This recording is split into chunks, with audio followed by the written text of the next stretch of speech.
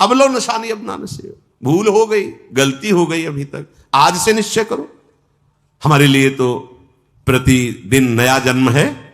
आज हमारा नया जन्म समझो, सत्संग सुना तो सत्संग में हमारे नए जन्म का प्रादुर्भाव हुआ। अभी तक जो हमारी गंदगी थी पीछे के जन्म में हम भूल जाते हैं।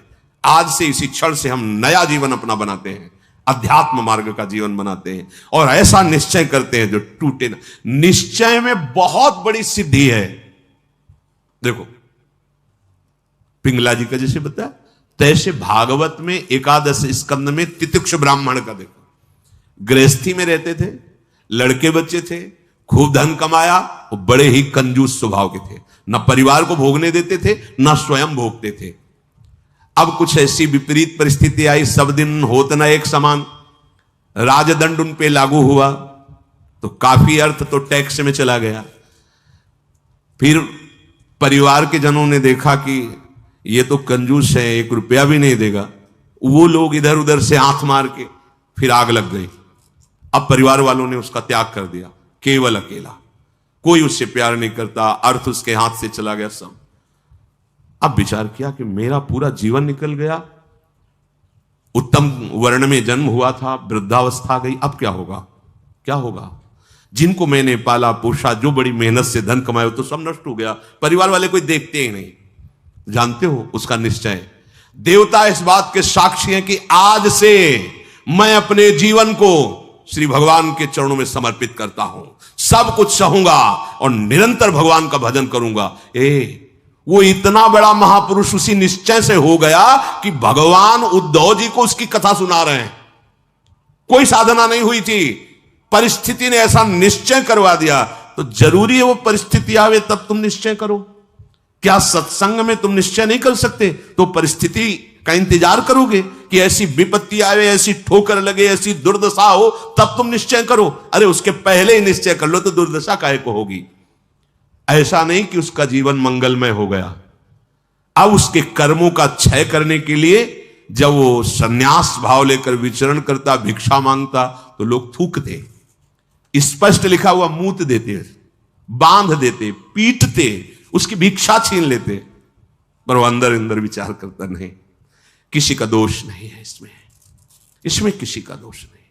तो ये कर्म का है, ये कर्म का प्रभाव तो शरीर पर पड़ेगा। ये मुझे दुख क्यों हो रहा है? बहुत बहुत सुंदर मतलब चिंतन उनका बना। तो क्या देवता है? इस दुख का कारण देवता है? नहीं, देवता भी तो केवल हमारे शरीर को ही पीड़ा दे सकते हैं। मेरे को क्यों हो रहा है? काल नहीं, वो तो आत्मस्वरूप है, उसका भी प्रभाव इसी शरीर पर होगा। मेरा स्वरूप तो कालातीत है। तो फिर क्या है? भ्रम। हां, ये भ्रम है। मैं तो निर्विकार चिदानंद अपने स्वरूप में स्थित हो गया, ब्रह्मबोध संपन्न महापुरुष हो गया हो। और तितिक्ष ब्राह्मण नाम से वर्णन किया है भगवान ने। इसलिए निश्चय में बड़ी सामर्थ्य है। हमारा निश्चय बड़ा ढुलमुल है। इसलिए प्रार्थना है, बहुत बड़ा मार्ग मिला है आपको। इसे भगवत मार्ग कहते हैं, अध्यात्म मार्ग कहते हैं। ये अंतिम जन्म वालों को मिलता है, जिनका आखिरी जन्म होता है। अगर चूक करोगे तो व्यर्थ तो नहीं जाएगा, पर और समय लग जाएगा। काहे कुछ समय बर्बाद करो, आज निश्चय करो। गोस्वामी जी कह रहे, देखो निश्चय, गोस्वामी जी बाल्यावस्था से भगवान में रत थे, ऐसा नहीं है कि वो भजन नहीं करते थे, ऐसा नहीं है। जन्म हुआ था तब बोले थे राम। जैसे बच्चा रोता है ना, तो गोस्वामी जी रोए नहीं थे, राम बोले थे, इसलिए राम बोला नाम पड़ा था। राम बोला, प्रकट हुए थे तभी राम। तो ऐसा भी नहीं था कि आसक्ति नहीं थी शरीर में या अन्य, ऐसा भी महापुरुष जन लीला दर्शाते हैं, वो हमारी हिम्मत के लिए। पत्नी में चित्त आसक्त था, एक दिन के लिए भी कभी मायके जाने के लिए अनुमति नहीं दी थी। और उसी पत्नी के मुख से जब ये बात निकली कि जितना तुम्हें इस शरीर में आसक्ति है, पूरी कथा अगर राम जी में होती तो जीवन तुम्हारा धन्य हो जाता। नेत्र को पत्नी रूपी गुरुदेव ने नेत्र खोल दिए। कहीं से भी गुरुदेव सावधान कर सकते हैं, कहीं से भी। बस कदम मुड़ गए, क्योंकि ऐसा नहीं था कि राम भक्ति ली, निश्चय कर लिया, अवलो नशानी अब ये गोस्वामी जी का ही पद है, अब इंद्रियों के बस में हो के नहीं नहीं, बहुत सही बोला। अगर ये स्थिति, ये आसक्ति राम जी में होती तो जीवन धन्य हो जाता। अब पायो नाम चारु चिंतामणि, उर करते न खसई हो, अब लो नशानी। अब समझ गए, समझ गए। अब हृदय से एक क्षण के लिए भी राम नाम नहीं छोड़ूंगा। और जानते हो, महापुरुषों में सर्वशिरोमणि हुए गोस्वामी तुलसीदास जी। ये तो अवतार लीला महापुरुषों की है, ये हमारे लिए बताया है आचरण करके कि भगवान नाम में इतनी सामर्थ्य है कि ऐसे आसक्त वृत्ति को भी कैसे निरासक्त कर देते हैं। हमें चाहिए जो भी, चाहे गृहस्थ मार्ग में हो चाहे विरक्त मार्ग में हो, दोनों मार्ग जाते ही हैं प्रभु के चरणारविंद में हैं। अपने मार्ग की वृत्तियों को जानिए, समझिए और धर्मानुसरण बर्ताव कीजिए और नाम निरंतर जपते रहिए। तो जीवन यात्रा का विश्राम, जो गोस्वामी जी कह रहे हैं, पायो परम विश्राम, विश्राम ही नहीं, पायो परम विश्राम, राम समान प्रभु नाही कहूं। ये विश्राम कैसे मिला? वो कहते भगवान शंकर को साक्षी करके कहता हूं। अगर थोड़ा भी मिथ्या हो तो हमारी जीभ गल जाए, मेरा जो कुछ भी बना राम, ये दो अक्षर मेरे माई बाप हैं, इन्होंने ही हमें, बस आप हृदय की बात महापुरुषों के, ये दो अक्षर राधा, यही देख लेना आप। चलो देखो, बहुत समय तक विषय संयोग ना होने पर ऐसा ना समझ लिया जाए कि हम निर्विषय हो गए। बहुत ये चोर हैं, बहुत छुप कर रहते हैं और चिंगारी की तरह रहते हैं। फूस मिल जाए तो ज्वाला बनने में सेकंड लगता है। ध्यान रखना, 20 वर्ष 30 वर्ष बिल्कुल निर्विकार, संयोग नहीं। लगता है कि अब हमें कौन परास्त कर सकता है। चिंगारी है, फूस मिला ज्वाला बन जाएगी। जिसे नारद जी ने कहा तरंगवत, और संयोग बना तो समुद्रवत, डूब जाओगे, निकलना मुश्किल हो जाएगा। जब तक भगवत साक्षात्कार ना हो जाए, जब तक आपको अपने शरीर का अहम स्मरण करता भोक्ता भाव है, तो ईमानदारी से सावधानी पूर्वक अपने धर्म का पालन करते हुए प्रिया प्रीतम का निरंतर स्मरण, यही हमारे जीवन का परम लक्ष्य होगा। इसी से हमें परमानंद की प्राप्ति होगी। जिस समय हम ये सोचते हैं कि अब हमें कोई भी धर्म विरुद्ध आचरण नहीं, एक आनंद की वृत्ति आती है। देखना, और जिस समय हम सोचते हैं गलत ढंग से विषय सेवन, उसी समय जलन पैदा हो जाती। जिसके सोचने में जलन पैदा होगी, उसका परिणाम क्या होगा? क्या होगा? आप विचार करो। जिसके सोचने में हमारे जलन हो रही, तो उसका परिणाम तो ज्वाला होगा। धर्म से चलो, चक्रवर्ती सम्राट महाराज अम्बरीश जी चक्रवर्ती सम्राट होते हुए भक्तों के शिरोमणि हुए। आप क्या भगवत आनंद प्राप्त नहीं कर सकते गृहस्थ में रहकर? ये उद्दंड लोगों की बातें नहीं सुननी चाहिए। जैसे आप, अरे ये तो बाबा जियों के लिए है, सन्यासियों के लिए, हमारे लिए थोड़ी नहीं। भाई, मनुष्य जन्म सबको भगवत प्राप्ति के लिए, भगवदानंद में। देखो, आपके अच्छे आचरण हो, आप जितेंद्री हो, आप नाम जप कर रहे हो, आप कोई नशा नहीं करते, सबकी सेवा का भाव है, तो राम राज्य नहीं हो गया? सब आनंदित रहेंगे, सब प्रसन्न रहेंगे, सबका हृदय सत्य और धर्म से युक्त रहेगा। यही तो आनंद का स्वरूप है।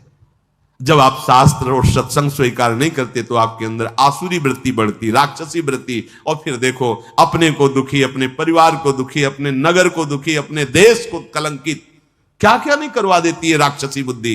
इसलिए भाई, ये सत्संग, गृहस्थ, विरक्त, जो भी जहां भी है, सबके मंगल के लिए वहीं रहो, वहीं रहो, प्रभु के होके रहो। दूसरों को दुख पहुंचाने वाली बात, चेष्टा मन में भी मत लाओ। सबको सुख पहुंचाओ, नाम जप करो, सबका मंगल हो जाएगा।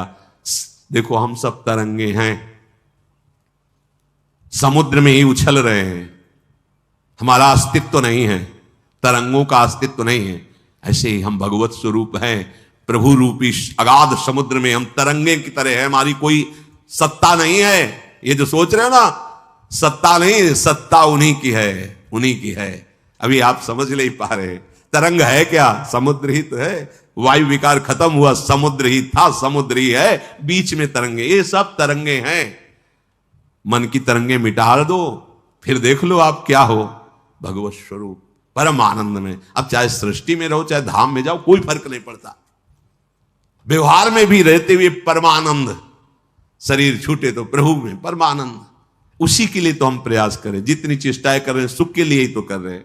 हे भाई, आप कोई भी हो, गृहस्थ हो, विरक्त हो, कोई भी हो, धर्म से चलो, नाम जप करो, सबकी सेवा की भावना अंदर रखो, तो मनुष्य जीवन का लाभ मिल जाएगा। ये उद्दंडता पूर्वक तर्क वृत्ति रखोगे तो अभी सौभाग्य मिल रहा है सुनने का, धीरे धीरे समय साथ आ जाएगा, आपको शतवार्ता सुनने को नहीं मिलेगी। देख लेना, सतवार्ता जिसके श्रवण मात्र से हमारे हृदय में आनंद का स्फुरण हो और हम उस आनंद के बल से निर्विषय हो जाएं, वो वार्ता सुनने को नहीं मिलेगी। फिर और समय आएगा, धर्म सुने नहीं काना, कलिकाल बिहाल की मनुजा, नहीं माने को अनुजा तनुजा। सब होश में अभी समय है, तर्क वितर्क छोड़ो, जैसा शास्त्र सदगुरुदेव संत जन कह रहे वैसी बात मान लो, निहाल हो जाओगे, परमानंद में मगन हो जाओगे। ये हम बुद्धि की बात नहीं कहते कि तर्क वितर्क आप करें, तर्क सत्संग तर्क नष्ट करने के लिए होता है। हृदय में देखो, बहादुरी जबान से कहने की नहीं है, ये हृदय की बात है। ये यहां युद्ध होता है, पता नहीं क्यों बनी हुई है। वेद विद्या पढ़त, कर्म धर्मन करत, जलप तन कलप की अवधियानी, चारुगत छाण संसार भटकत भ्रमत, आस की पास नहीं तोरी जानी। स्पष्ट वर्णन है, इसका मनन हुआ है गुरु कृपा से, तब हम आपको कह रहे हैं, मनो का निरीक्षण करके। आस की पास नहीं तोरी जानी, सकल स्वार्थ करत, क्योंकि आस की पास नहीं तोरी जानी तो सकल स्वार्थ करत, रहत जन्मत मरत, दुख और सुख के होत मानी। अरे छाड़ जंजार कैसे न निश्चय धरत, एक किन लमत हरिवंश बानी। क्यों निश्चय नहीं करते, उस आस की पास को क्यों नहीं तोड़ देते? वैराग्य मार्ग का पथिक हूं या भगवत मार्ग का पथिक हूं, प्राण त्याग सकता हूं पर एक कदम अधर्म भूल न दे कुमारक नहीं। ऐ मन अब नहीं, अब नहीं, शरीर नष्ट कर दूंगा पर धर्म नहीं नष्ट करूंगा। भगवत मार्ग, ये आस की पास बड़े दुलार से रखे हुए, कभी तो अभी नहीं नहीं, कभी तो ये क्यों रखे हुए हो? यही तुम्हें भगवदानंद की अनुभूति वर्तमान में नहीं करने दे रही, यही आस की पास। अभी निश्चय करो जिस मार्ग में चले हो, नहीं नहीं नहीं, अभी शुद्ध ज्ञान स्फूर्ति होने लगेगी। ये सब यहां की देखी हुई बातें कह रहे हैं आपको।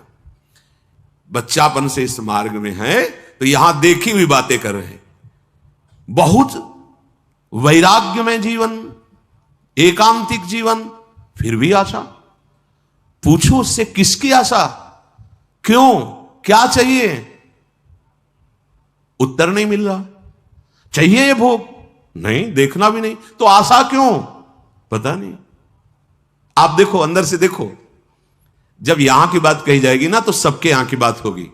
ये अलग से नहीं रचा, उसी मशीनरी से बनाया गया जिससे सब निकले हुए हैं, सब मशीनरी। इसीलिए कि ये तो हमारे मन की बात कर रहे हैं, वो तुम्हारे मन की बात नहीं कर रहे, संपूर्ण सृष्टि की बात कर रहे हैं। क्योंकि जिससे मन रचा गया है, जिससे शरीर रचा गया है, वो वही एक ही डिपार्टमेंट है, वहीं से रचा गया है। यही हमें भगवदानंद की प्राप्ति नहीं कराने देती। बहुत धैर्यपूर्वक सुनना है और समझना है।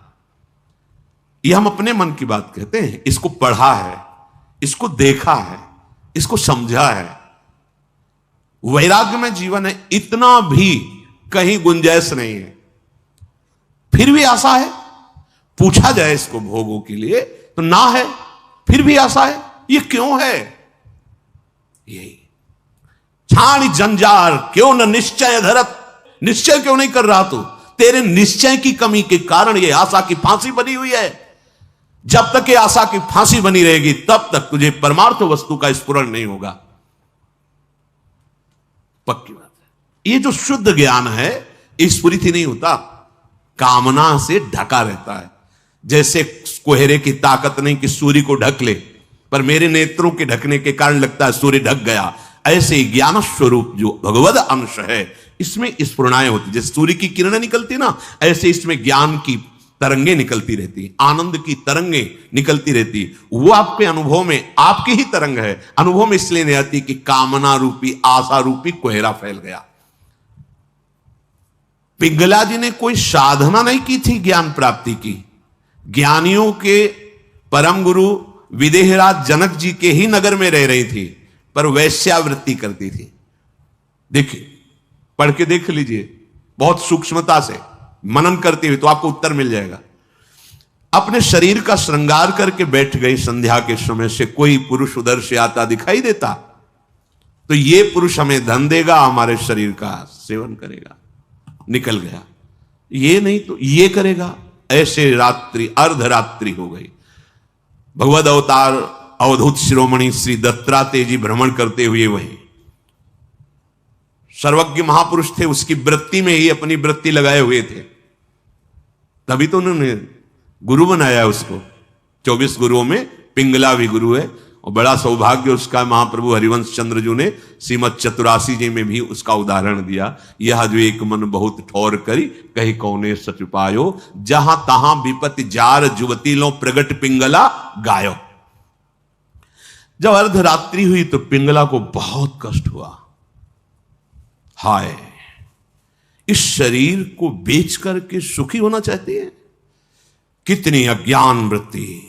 आज से मैं निश्चय करती हूं, जो सेवक जी कह रहे हैं, छाण जंजार क्यों ना निश्चय धरत, एक किन रमत हरिवंश बानी।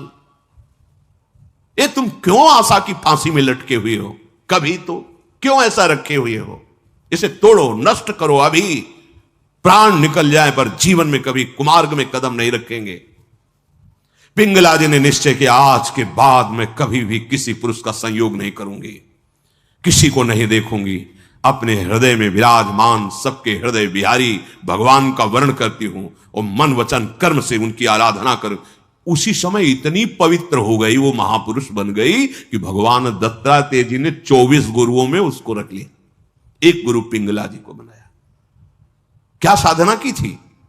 विरति हो गई अपनी वृत्ति से और निश्चय दृढ़ कर लिया, और फिर कभी फिसली नहीं। तो बड़े बड़े आचार्य कोटि के महापुरुषों ने निष्ठा के लिए उसका उदाहरण दिया। जहां तहां विपत्ति जार जुगती लो प्रगट पिंगला गायो।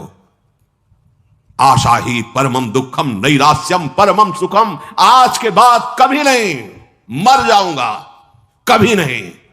अभी अभी भगवदानंद स्फूर्त होने लगे, अभी ज्ञान विज्ञान स्फूर्त होने लगेगा। हिम्मत नहीं पड़ रही, इस बात का निश्चय करने की हिम्मत नहीं पड़ रही। क्यों? क्योंकि आपको आशा है, भोग में सुख है। हिम्मत कर लीजिए तो आप अभी जीवन मुक्त अवस्था में पहुंच जाएंगे, क्योंकि उस अवस्था में पहुंचने के लिए कोई बाहरी क्रियाओं की आवश्यकता नहीं, वो हमारा स्वरूप है। हम जीवन मुक्त थे, जीवन मुक्त है, जीवन मुक्त रहेंगे। हमने अपनी स्वतंत्रता को, भगवदानंद को कामना और आशा की फांसी में बांध दिया है। हम ही को तोड़ना पड़ेगा। इसलिए छाणी जंजार क्यों न निश्चय धरत, आगमा पाइनो अनित्यास्तास्तितिक्षस्व भारत। ये आने जाने वाले विकारों में तुम इतने कमजोर हो गए कि तुम आशा की फांसी बांधे हुए हो, तो परमम दुखम, दुख ही भोगना पड़ेगा। श्रीपाद कह रहे हैं, इस शरीर या किसी भी शरीर को जो मानव देह प्राप्त हुआ है, ये परम सुख प्राप्ति के लिए। कीड़ा मकोड़ा छोटे छोटे जीव इन सुखों में विचर रहे हैं। मानव देह धर के जो कुमार्गगामी वृत्तियों से तुम सुख भोगना चाहते हो, छोटे छोटे कीड़े मकोड़े भी इसी सुख में। फिर तुम्हारी शरीर की महानता क्या रही? प्रज्वालयति समस्त देहम कामाग्निना प्रमोहयति दृष्ट्वैव च नवतरुणी कुतस्तर्हि स्वार्थ सिद्धिम प्रत्याशा। हे भाई, ये नौ तरुण अवस्था जो शरीर की होती, किसी की हो, स्त्री की या पुरुष की, यदि तुम इस मोह जाल से आवृत रहोगे तो ये सदैव तुम्हें जलाती रहेगी, कभी भी भगवत सिद्धि प्रदान नहीं होने देगी। भगवत सिद्धि नहीं। बहुत समय लंबा निकल जाता है अगर सत्संग ना मिले, सावधान ना हो। हितधाम में एक 65 वर्ष के प्रार्थना कर रहे थे कि मेरी पूर्व से वृत्ति स्वयं के द्वारा तो मैं आज खुलकर सभा में कह रहा हूं कि मैं आज उस गलती से बहुत परेशान हूं और आज भी वही मेरे से गलती होती है। मैंने प्रणाम किया था उनको कि धन्य है कि आप इतने हिम्मत वाले हैं कि भरी सभा में आप ऐसा अपनी बात कह रहे हैं, क्योंकि आप मन से अलग होकर बोल रहे हैं, तभी आपको बोलने की हिम्मत आई। अगर मन में तदात्म होता तो आप नहीं बोल सकते थे। कि ये हमारे द्वारा पाली हुई वृत्ति है, हमारे द्वारा ही इसका त्याग होगा। भगवान श्री सुखदेव जी को इसीलिए सबसे बड़ा वैरागी कहा गया है। 16 वर्ष की अवस्था है, शरीर का भान नहीं, दिगंबर है, कोई शरीर पे वस्त्र नहीं, और भगवान के चिंतन में मगन है। इसी अवस्था में त्याग और वैराग्य की। अब जब ये इंद्रियां काम नहीं कर रही, मन बुद्धि और सब मलिन, तो अब वो ढेर है, कुछ भी निर्णय नहीं निकल सकता। बहुत संस्कार गंदे हो जाते हैं यौवन अवस्था में। अहो भाग्य है जो इस यौवन अवस्था में संयम नियम धारण करके अपनी वासनाओं को। श्रीपाद कह रहे हैं, हे वृंदावन धाम, हम पे कृपा करो, हमारे मुख में नाम चले, हमारा हृदय इस काम आदि की आशाओं को त्याग करके प्रिया प्रीतम के चिंतन में डूबे। ये आपकी कृपा से होगा, और वो कृपा हम सब पे है। सत्संग मिल रहा है रोज, ये प्रातःकालीन बेला में जो शब्द जा रहे हैं, इनको अंदर से पकड़ो। केवल धर्म, गृहस्थ धर्म की पूर्ति के लिए बकाया उदासीन रहो। इस वृत्ति को अगर आप अपने अंदर अपनाए रहोगे तो सब छुटवा देगा। ध्यान रखना, सब छुड़वा देगा। ये वैराग्य का वेश, ये धाम, ये प्रिया प्रीतम, ये नाम, ये महिमा, कुछ नहीं हो रहा है, चिंता मत करो, आप भगवत प्राप्ति होगी। धाम में हो ना, भगवत सहारे हो ना, भगवत आश्रित वेश धारण, कुमार्गगामी वृत्ति का जो आशा की फांसी, उसको छोड़ दो। फिर आप देखो भजन होगा। आप करोगे नहीं, स्वाभाविक होगा भजन, स्वाभाविक ज्ञान विज्ञान की वृत्तियां उत्पन्न होगी, आप आनंदित हो जाओगे।